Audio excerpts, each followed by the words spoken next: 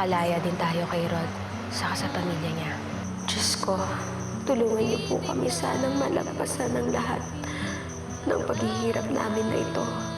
Kap, ako na ho yung humihingi ng tawad sa nangyari ni isang araw. Pangbawi ko sa nagawa ko. Siguro naman matutulungan niyo na ho ako. Kahit na may dala ka pang pampadulas, ganun pa rin ang sagot ko sa'yo. Walang taong napadpad dito. Anak, sa oras na makaalis tayo dito, magiging masaya na tayong dalawa. Nasabi ko na nga ba, may tinatago itong dalawang to eh. Tingnan ko lang kung makatakas pa kayo. Kapag nalaman to ni Rod. Senny, marunong ko naman magtago ng sikreto, di ba? Oo. Hanggang ngayon, wala akong pinagsasabihan tungkol sa nanay ang anak mo si April. Si Senny to ah.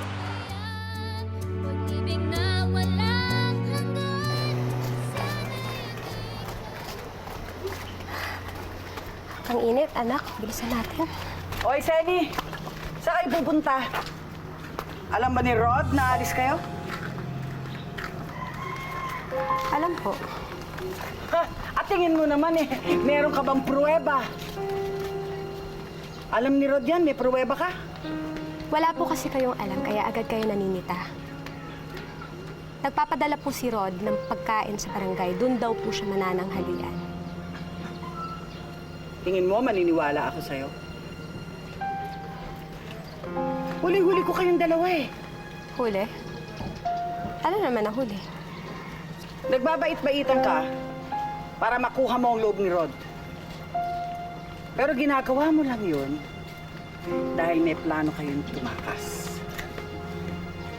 Tama, di ba? Kakuntsaba mo pa nga yung anak mo eh. Halika na. Pumunta na tayo doon. Sama-sama tayo. Sige na, para magkaalaman na. Anong kinakatakot mo? Halika na, halika na. Punta na tayo. Punta na tayo sa barangay, ano? Anong problema mo? Sumunod ka na! Nay, paano po yan? Hayaan mo na, anak.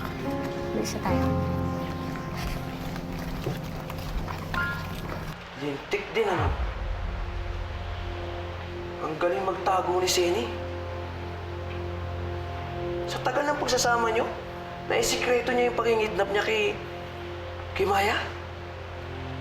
Kap, okay ka lang ba?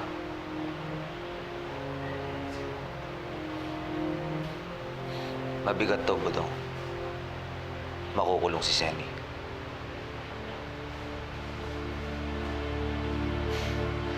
Umikot ka sa buong barangay. Lahat ng papel na may mukha ni Senny, tanggalin mo. Pati sa karating barangay. Sige na, umalis ka na. Let's go.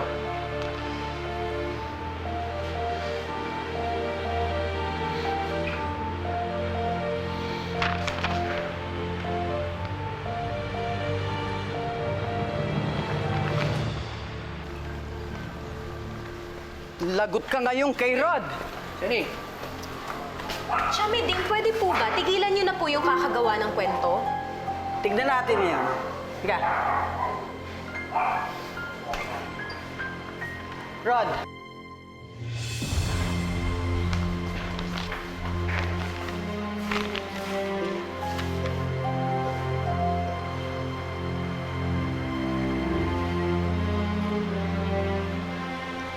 Ang ginagawa mo dito, Senny?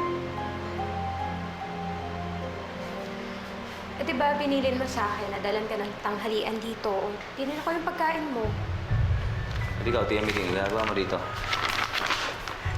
Eh, Rod. Nahuli ko ito. Kausap yung anak niya.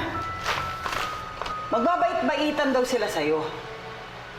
Pero ang talagang plano nila, tatakasan ka pa rin nila.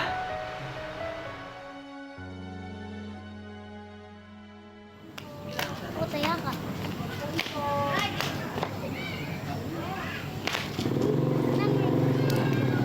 Oops. Ay! Kuya!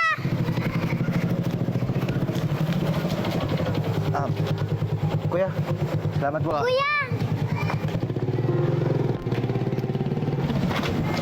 Maya. Bili lang ako, Yossi. After us. Sige, sige. Maya. Prueba ba kayo sa mga narinig niyo kanyo? Gaano ko totoo yung mga narinig niyo? Rod, maniwala ka sa akin. Nagsasabi ako ng totoo. Narinig ko sila. Ano ako maniniwala sa inyo? Ilang beses na siniraan sa akin si Senny. Meding, sige na, kakain na kami. Nakakalis na kayo. Rod, Sige na. Umalis na kayo.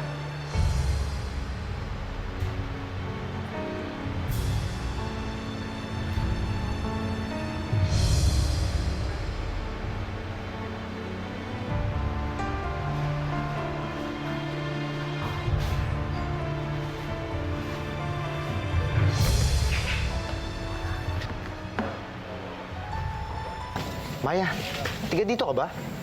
Opo. Kayo po, bakit po kayo nandito? May hinahanap kasi akong babae, si Isabel. Sino po siya? Asawa niyo? Hindi, teka. Siguro mas makikilala mo siya pag nakita mo yung picture niya, itsura niya. Teka lang. Diaz! Diaz, pahinga ako ng flyers! Diaz!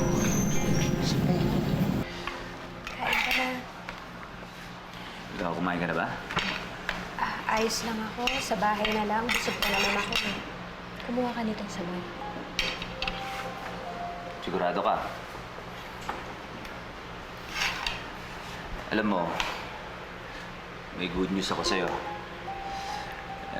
May naipon na akong pera para mabayaran na yung ninako mong pera doon sa dati mong amo. Ano? Bakit? Ayaw mong matapos yung matagal mo ng problema? Para hindi ka nakakabaka ba?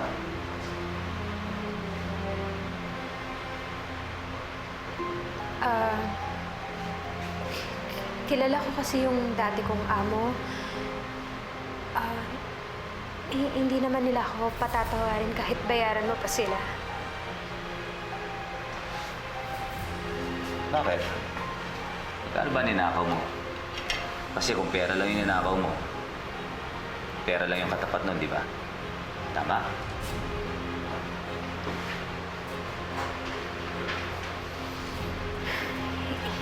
Hindi Rod. Hindi lang pera yung nilakap ko sa kanila.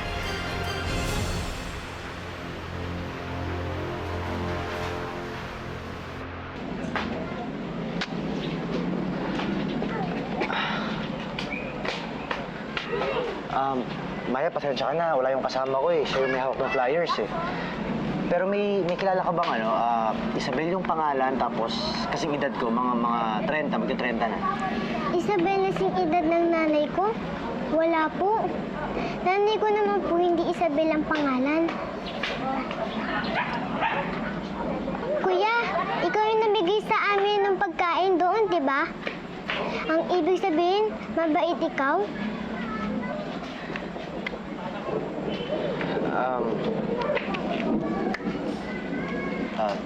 Siguro nga, mabait ako. Mahirap naman kasi magbuhat ng sariling bangko eh. Pero, teka, bakit mo ba naitanong? Hihingi po sana ako sa inyo ng tulong. Sinasaktan kami ng nanay ko ni Tito Rod. Rod? Rod yung pangalan ng barangay captain niyo dito? Opo, kilala niyo po siya? Talagang kailangan ko lang yung tulong ninyo eh. Makulit ka rin, ano? Isang beses pa. Makakahanap ka na ng sagot sa akin. Kap, hindi naman ho kami nagpunta rito para manggulo eh. Talagang kailangan ko lang yung tulong ninyo. Sige na ho, Kapo. Ayaw mo talaga magpaawat, ah. Bitawan mo ako!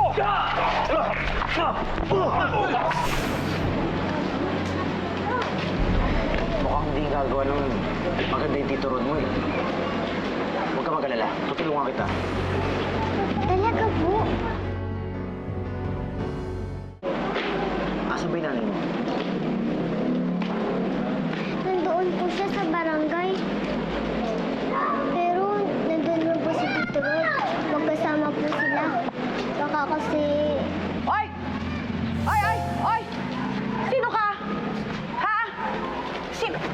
kinakausap ang taong to? Nagsusumbong ka pa sa kanya, ha? At, hindi ho. Kasi ho, sabi ho ng bata, ginugulpi daw siya nung kapitan dito sa barangay niyo. Amain niya si Rod eh. Kung nasasaktan man siya, pasaway ito eh. Magagawa natin. Tsaka, mahilig ito mag-invento ng kwento. Huwag kang naniniwala masyado dahil apo ko to eh. Mas kilala ko siya. Ha? Tara na. Halika.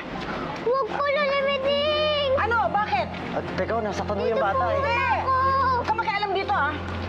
Halika na! Ano ba? Ba't ka no? Ano ba? Halika na! Kuya Jonas, tulungan niyo po kami! Maniwala kayo sa akin! Ano ba? Halika na!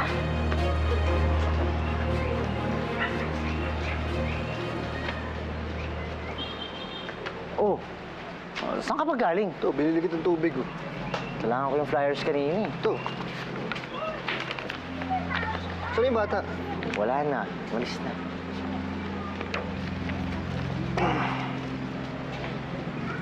Ano, Sen? Ano pang ninakaw mo sa kanila? Ha? Ano, yung mga alahas nila, yun, yun yung mga ninakaw ko sa kanila, ninakaw ko yung mga alahas nila. Mahalaga yun sa kanila kasi mana yung mga alahas.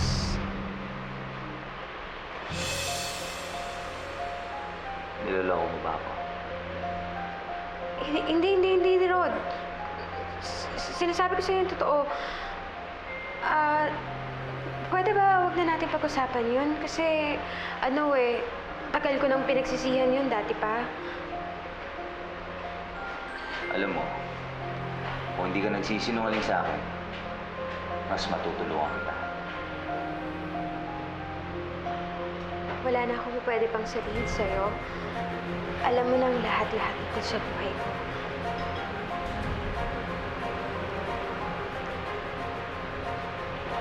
Kukunan mo na kita ng tubig.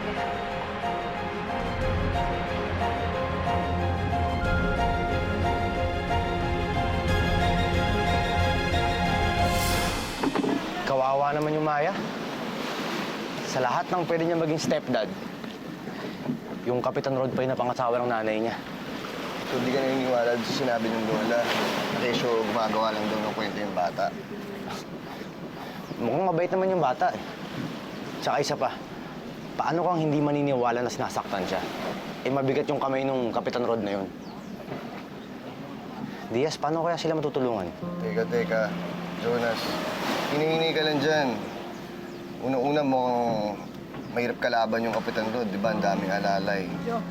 Pangalawa, domestic problem yun eh. Baka mas okay na hindi ka na makisawsaw dyan sa problema nila. Alam. Boss, alis na ba to? Oo, alis tayo. Dalawa kami. Diaz, tara. Tara.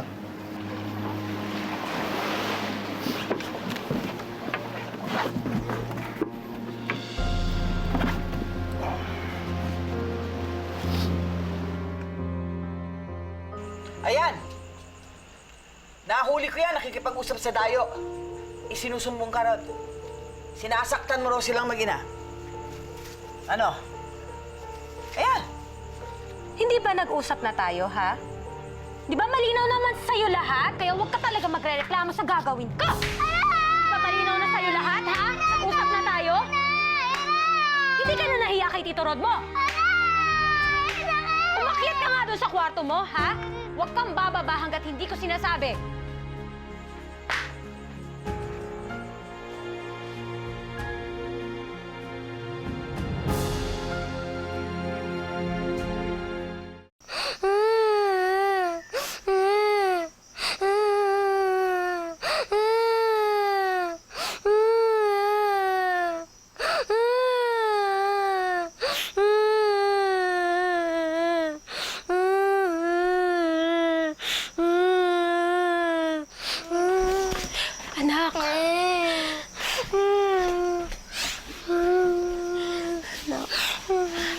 sorry kung napalo kita. Sorry po, Nay. Anak, sa susunod kasi huwag kang magkikwento ng mga bagay na nangyayari sa buhay natin sa ibang tao. Kahit mabuti ang intensyon mo, baka kasi iba ang pagkakaalam nila. Tapos hindi pa pasunod yung plano natin. Sorry po, Nay. Basta sa susunod ha, huwag mo na gagawin yun uli. Saka huwag ka gagawa ng isang bagay na hindi ko sinabi.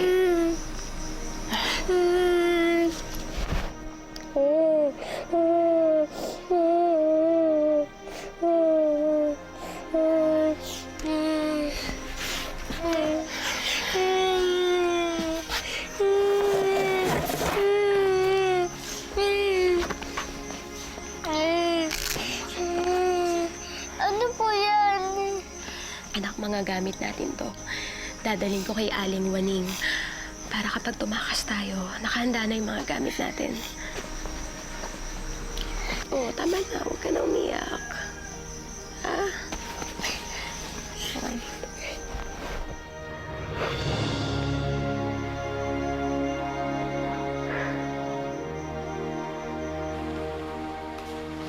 Sigurado ka bang wala na natira?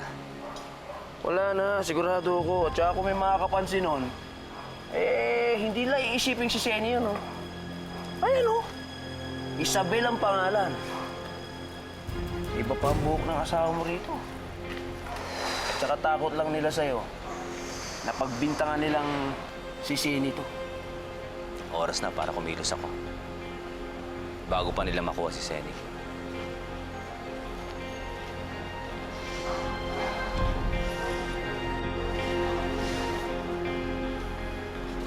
Hello. Si Kapitan Rod to. Tutulong ako sa inyo. Doon sa taong hinahanap ninyo. Pasensya na kayo kung tinanggihan ko kayo kanina. Medyo masama lang ang pakiramdam ko eh.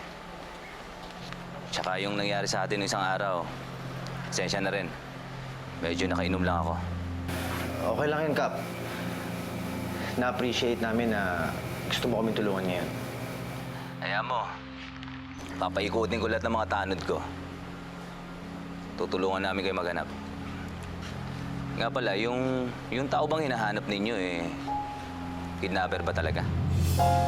Ninakaw niya yung alak ng pinsang ko. Kap, kung gusto mo, pupunta ka namin dyan.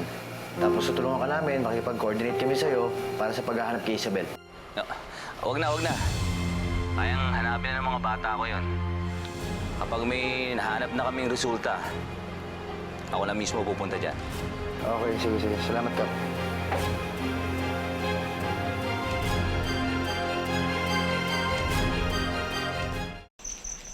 Aling Waning! Aling Waning!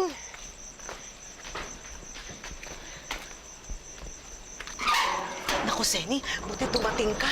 Aling Waning, dinala ko muna po itong mga gamit ni Maya. Ipapatago ko muna sa inyo.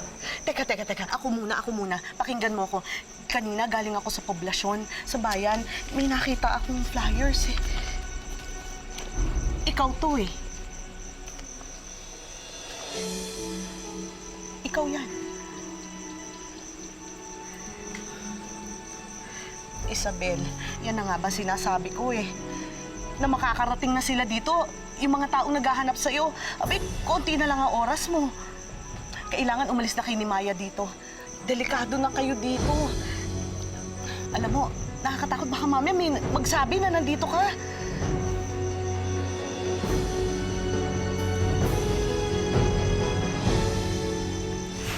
Kaya kong dalhin yung bata sa inyo. Pero bakit yung bata lang? Si Isabel ba di niyo nakita? Ano bang mas importante? Yung bata o yung babae ng kidnap? Dadalhin tayo ni Tito Rod mo doon sa isa sa mga bahay sa Apaya para maglinis tayo doon, ha? Maglilinis lang naman po pala tayo doon. Baka nakabase pa po ako. Tatakas tayo ngayon. Talaga po? Kailangan ma-safety natin yung mag-ina. Baka maunahan pa nila tayo. Kailan natin ibibigay yung bata? May papamigay kayong bata? Ano ibig sabihin nito, Rod?